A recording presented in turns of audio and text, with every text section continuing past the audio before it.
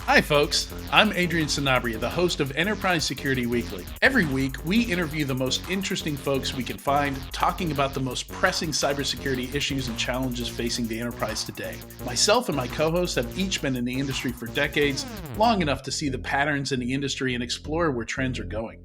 In addition to enterprise challenges, we also follow the vendor space, the most interesting security startups emerging, technology and product trends, all the most interesting funding and acquisition announcements. Finally, we love to discuss the latest trends in tech and how they'll impact cybersecurity. If you're wondering how the latest in AI, quantum computing, cloud, and DevOps is going to impact security a few years down the road, you should follow the Enterprise Security Weekly podcast.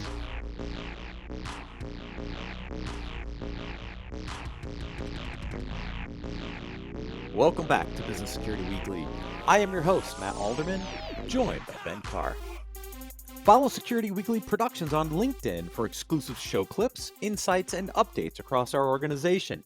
Stay connected with our hosts and fellow community members and join the conversation that's shaping the future of cybersecurity. All right, Ben, let's get into our articles. So last week's articles, I actually pulled a bunch of them for Adrian before I left. So I'm glad you enjoyed the articles because I put a couple firecrackers in there. I've got one. I saved it for the last article this week. The one that's created a ton of interest on LinkedIn. But let's go to the other ones first before we go there. Yeah, let's have a conversation. All right. So first article from Forbes, 5 actions businesses should take to strengthen their cybersecurity. Okay, so Forbes has been writing more about cybersecurity lately, and I think it's a really interesting resource because this is a magazine that a lot of executives see in their daily lives. And so to have Forbes writing about this stuff, I think is interesting. However, sometimes when I read these articles, I'm like, oh, I cringe just a little bit sometimes on just some of the things they say or don't say in these articles, right? Yeah, who wrote this? Yeah, exactly right. So this one lays out these five steps, right? So number 1, establishing a cooperative structure for planning communication with the C-suite, CTO, CISO, and CIO. Where's the CEO? Like, I mean, they list out all the other ones, and I get it, right? Right? Right, but shouldn't the CEO, the CFO, the CISO, maybe the CTO and CIO, like, I'm almost like, well, you want to include them all. Like the communications have to be across all those executives, right? Like they all have to be stakeholders in this conversation, I think. And they don't list them. Yeah, and I'd kind of reorder a bit too, right? So when I think about this, the last thing on there, the last one was hire SMEs. And I'll just, use that as kind of the overall arching thing and lump the CISO into that or CSO, like hire that person first. Then how about get alignment, to your point, with the CEO and set a good tone and direction from the top, and then roll that strategy out to the rest of the C-staff and get their buy-in. Like that's the way you need to do this. I've seen the floor littered with bodies of CISOs who the CEO's like, yeah, go fight amongst yourselves and work this out and get buy-in from everybody else. Like it doesn't play well, right? The CRO is interested in closing business and sales. Marketing is trying to drive marketing programs. Like it's really difficult if the incentive and the alignment from the CEO isn't, we have to have strong security as part of the business because otherwise the business will be unsuccessful. Oh, we see the roadmap and plan. Let's then execute on that, right? If it's just a free for all and fight amongst yourselves, that's just kids, right? Like my kids do that all the time. They were on the couch last night fighting with each other, and I had to pop up and say, "Cut this out," right? Like that's the typical CEO C-level relationship. It seems most times. So I don't know. Sorry, talked a bit there. No, but you're right because I channeled Jason, right? The order matters, right? Yeah. The last one is implementing cyber hygiene. Well, shouldn't that be higher before I go start thinking about AI and quantum and all this other stuff? I don't even have the foundation in place. Yeah. Like what organization has any CISO ever said, yeah, our top challenge is like this emergence of a new technology? Like it's not really, right? Like we haven't handled the 20-year backlog of problems that we've had. And so Yeah, it's just it's positive, like you said. It's being covered by Forbes, right? So it's obviously a discussion. We see the risk is a top risk for most organizations, but at the end of the day, like the way people prioritize and attack it is really dysfunctional. All right, so now we go to Article 2, Cybersecurity in the C-Suite, a CISO's Guide to Engaging the Board. Now, Ben, I almost put this one first, but I started with these first three articles all relate to each other. And Yeah, so, but I kind of put it in this order because the first one was around business. This one's, the CISO's Guide. So I assume now that you have your subject matter expert, you've figured out your communication and you're going, how does the CISO then communicate back to the board, right? So makes sense. In the foundation of this article, I still think there's some challenges in this article, right? And so, risk quantification is a really interesting one. This article kind of talks about this continuous cyber risk scoring system. And the foundation of this article is right, but then I look at this and I'm like, no, not another risk score. Like, no, not another yeah. risk score. Please don't do that to me. Yeah, and I read through this, and I read through their script, and I thought, the board's gonna be asleep. Like, it isn't gonna go well. It's far too long. Like, it needs to be crisp and clear, and it needs to be related back to the business. And I'm not seeing out of that. Like, I'm not opposed to a risk scoring system. The problem is quantification is really hard. It's it, yeah, it is, but it doesn't have to be, right? So I've talked about this before, right? The reason I am where I am is I think we've been doing this all wrong. And I think yeah, part of that fundamental challenge has been we rely on a risk score. And I'm reading this specific cyber risk score overview.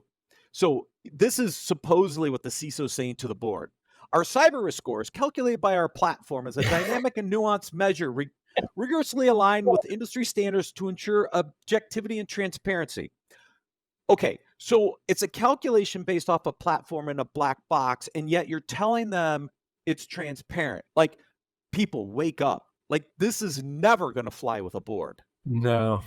Oh No, my you've gosh. lost them. They put questions, and the first question the board's gonna say is like, I'm not really sure where you got this and what you're trying to articulate, but like, do we have a problem or not? Like Right. that right? And so it brings up this risk index score. And I'm telling you right now, people, the board does not care about a risk score. They don't care. No. It means nothing to them. A 44 out of what? 100? What does that mean? What's it going to cost me to fix? How much risk is it going to reduce? This is where I think true cyber risk quantification is the answer, Ben. And I don't care whose platform you use, but if you can find a way to leverage existing risk management frameworks, 830, fair, I don't care what it is, but you can quantify the dollars and cents in a consistent, measurable way. I think that is a better foundation for a board conversation than another risk score. Yeah, yeah, I think trying to reinvent the wheel all the time isn't working. Like, we need to figure out what we're gonna stick with and have very consistent benchmarking. Who sits on the board? Mostly financial guys, Yeah. people that have been in business, the CEO, the CFO, they all understand dollars and cents, people. They understand money, right? They understand revenue, they understand costs, they can understand risk when it's put into financial terms, and then they can understand what to do with it based on what it's going to cost to fix. Yeah, have you ever sat in a board meeting and trying to talk about risk? I'll tell you, the first thing you start doing is arguing about what risk is. Like, I it's agree. not right. I agree with you that it gets back to the financial impact is what people want to know, and the quantification around like how big or small that problem is something that they can easily figure out. Okay, well, how do I put that in terms of do we expand into Taiwan? Right? Like it's much easier for them to interpret and figure out. It is. It is. And I think the disservice all these vendors do is try to create another risk score that nobody understands. We got to stop it. It has stopped us from getting a seat at the table and keeping that seat at the table because we just get laughed out of the room. Yeah, 100%. All right. Next article. Let's see. What cybersecurity chiefs need from their CEOs? Again, I could have put these three articles in any order, Ben. Yeah, support. That's what we need. Like that's yeah, like the largest thing on there. Like they have the CISO's back and ensure direct line, but like it just starts overall with like the CEO has to be on board for the need and the reason to have a CISO in the first place. And then if that's the case, like it's really easy to have some direct conversations about like what the expectation is and how you're going to execute on it. Yeah, and so I mean, this is an interesting one, right, Ben? As we think about where the industry is, it really is the CEO has to decide they want a CISO. Yeah. And I'm not sure every company CEO, at least public company CEO, has actually decided that they do want a CISO. Because there's a number of publicly traded companies, for example, that don't have CISOs. That's a conscious decision as much as it is to have one. Yeah, well, look, the first step to solving a problem is admitting you have a problem in the first place, right? And that just gets down to the core of it, really, right? And I would agree with you that there are a lot of companies where either they're public and they feel pressured into having a CISO, or even if they're not, public, they may be trying to go public, they may be pressure from investors. It's just, but if the belief, if the really the core belief is like no one would start a business and say, I don't need a CFO. Like I just don't need it. Like I'm the CEO and I can do it all, right? Past a certain point, you're going to need a CFO. Past a Right. certain point, you're going to need, someone to head up sales. Past a certain point, like and so I think you can get very large before the belief that you need a CISO actually manifests itself. And that's really, really frustrating and concerning, right? And that's look when you're interviewing and you're looking for a role and you're trying to find out. That's the thing you really have to suss out is what's the need, what's the desire. That will clue you into is it going to be successful or not. It really is. That should be the first thing you try to evaluate.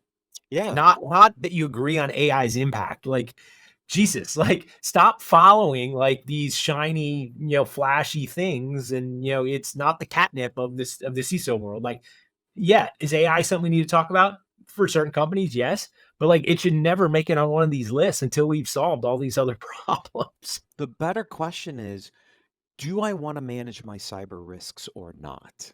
Yeah. Regardless of what they are, Ben, whether it's AI or ransomware, it doesn't really matter. The first decision point I think CEOs have to make is, do I care about cyber risks and the impact to my business? And therefore, should I bring in an expert, to your point, subject matter expert, to actually try to help me do that?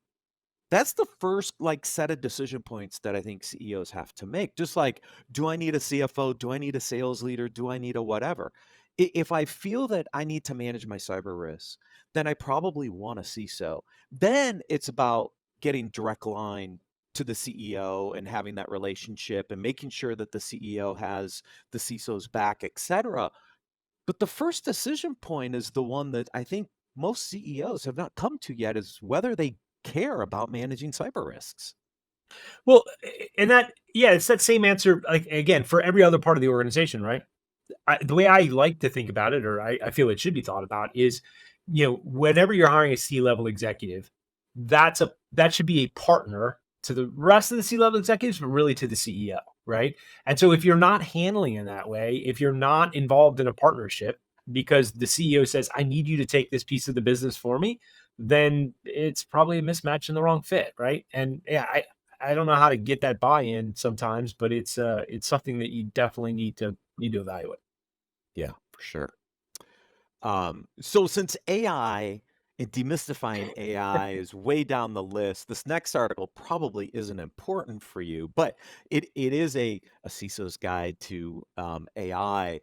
And the only reason I brought this article in is look, we've seen this hype, right? I mean, we were talking Yeah. about it in the first segment with Chris a little bit about how generative AI is actually being used to change the attack surface, right? These deep fakes, the ability to use generative AI to craft much more sophisticated social engineering campaigns exists, right?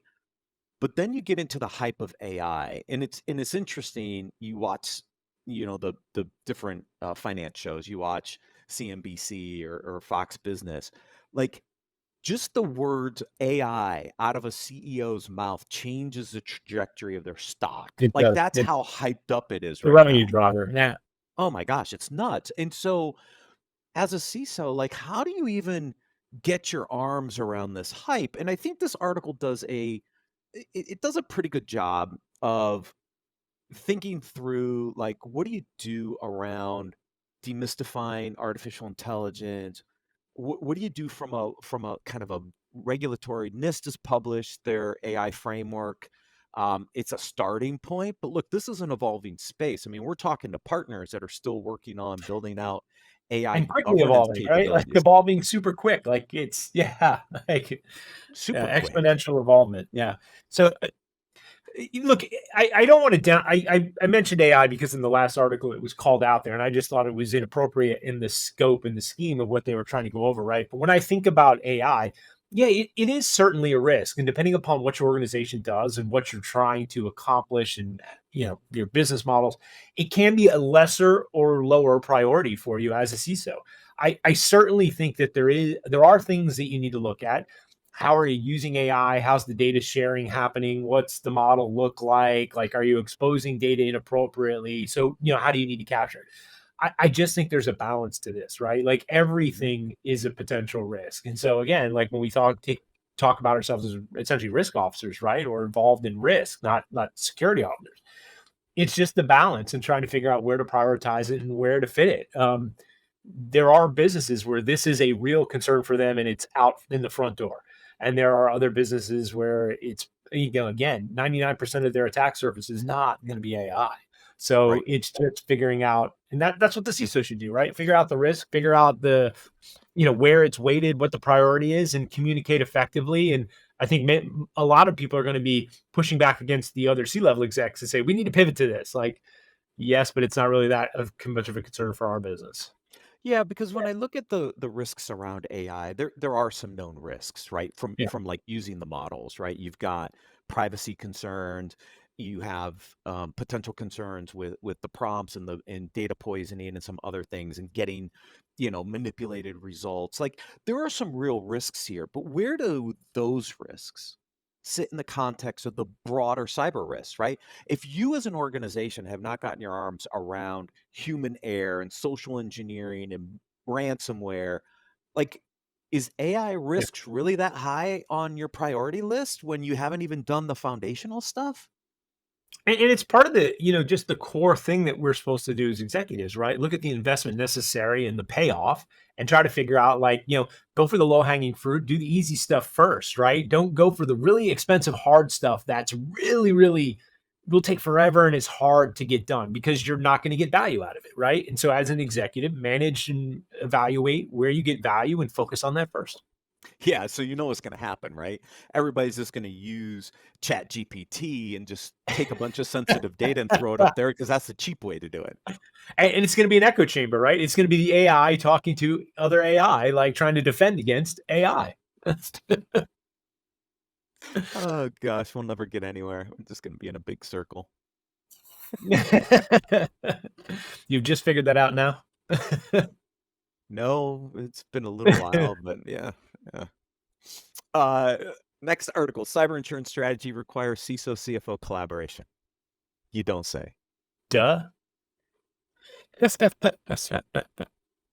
Yeah, like okay, the two primary stakeholders in that discussion, CFO and CISO. Like, yeah, I think so. Like, I think the CFO is missing out a lot if they're not leveraging on the CISO, right? Yeah, And at CISO is like, look, I'll admit one of the things I've often found hard is like, how do you initially have especially as a young CISO, how do you have the conversation with other C-level execs to try to, one, not just waste their time because your time's valuable, their time's valuable, but at the same time make them understand that there's value to be had in the conversation and you can get through that. Like that's a hard thing to figure out and how to balance that, right? Because we often come in, especially if you're a first time CISO, you come in from another role not feeling like you have parity at the C level, right? So having those discussions can seem intimidating, but I think this is one area where you can offer a lot of value to the company, right? If you come in and you put forward a strategy that says, look, if we balance cyber, if we do these right things, if we invest here, we can show to the cyber insurer that we have thought about the risk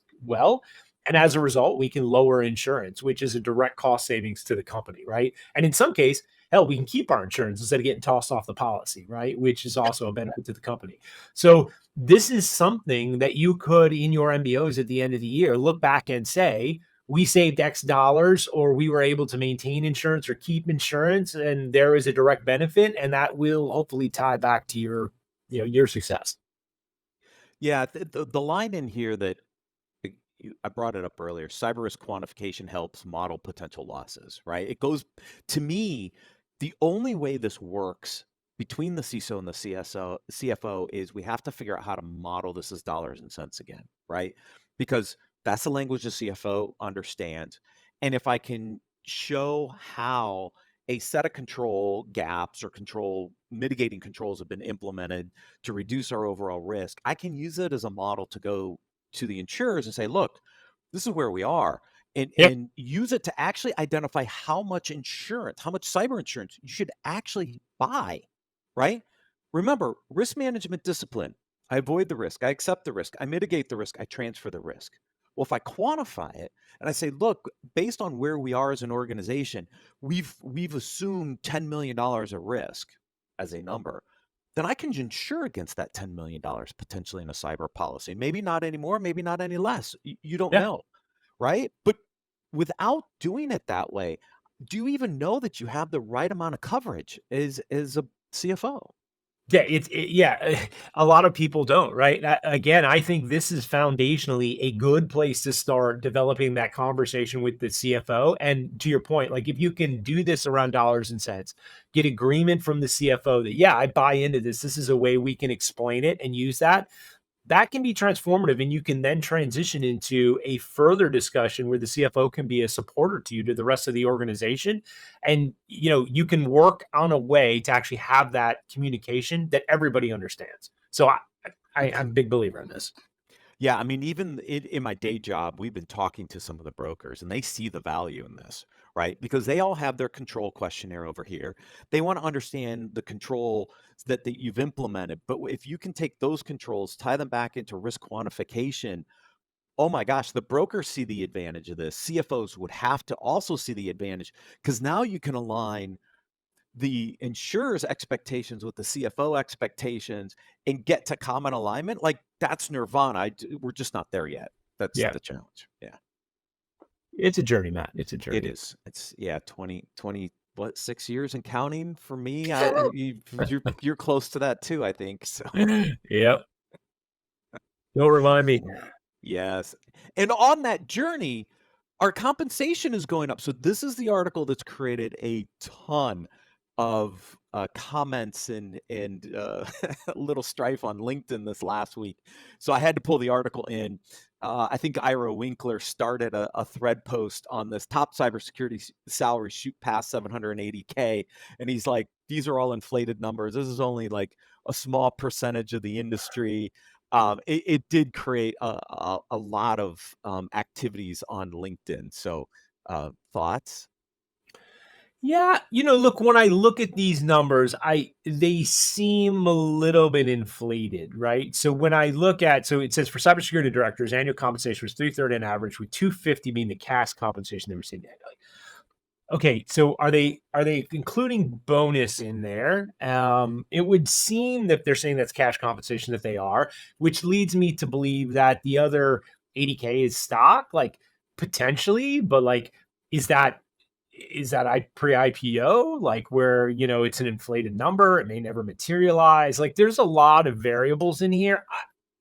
I agree. Like comp is still up. Like it hasn't gone down, even though I think the market in the last year and a half has had some correction with the amount of hires, and I question the hiring problem. Right? I think, like, is there good talent is a different question, and is, are there people willing and ready to take the jobs? But at the end of the day, I do think these numbers are a little inflated. Do you feel the same way, Matt, or do you Yeah. think that? Yeah. No, I do, and I think that was Ira's point when he posted on LinkedIn for this article, saying, "Look, that might be the top tier, Yeah, but Ira was working at like Fortune 1, and he's basically saying, Yeah. "Look, I'm not getting paid this kind of money. Like, this is not the norm, folks." Like, so he was talking about this being a little misleading, is that if you walk in as a CISO, this is what your expectation should be. And I'm not seeing that across the board, Ben. I don't think you do either. And does this No, article actually hurt us more than it helps us? I mean, look, it can. I mean, I think honestly, if I look at if I look at director level positions, right? I think, around the two, like, 180 to 220, 240 in a base compensation is pretty realistic with a 20K bonus, 25K bonus, 25% bonus, might maybe as high as 30%, right? But like that is at the kind of the higher end of the spectrum, right? I mean, I Mhm. think there are a lot of jobs that are lower than that. And part of the thing is, do people really know what they're worth? Sometimes I think that's always a question, right? Some people are overpaid, and then there's a lot of people that are underpaid for what they do. But like I think the market is definitely better than it has been. I think it will continue to get better, but I don't think you should go off of these numbers when you see them and try to go into a job interview and think that you're going to get this type of compensation. It's not realistic for everybody. Right. If you're financial, like tier one financial, maybe. If large fintech, maybe, right? Like, but you're trying to get state local government job, healthcare, like, yeah, don't go in with these Manufacturing. numbers. Manufacturing, yeah, yeah, retail, don't go in with these numbers. It's not going to work. Not going to work. I think that was the point. So I had to pull the article in so we could at least debate it a little bit. Because, yeah, I was like, I wish. Yeah, yeah, 100%. I think a lot of people do. Yeah, Yeah. agreed. All right. Thank you for joining me today, Ben. It was a pleasure. Thank you, everyone, for watching and listening. We'll see you next week on Business Security Weekly.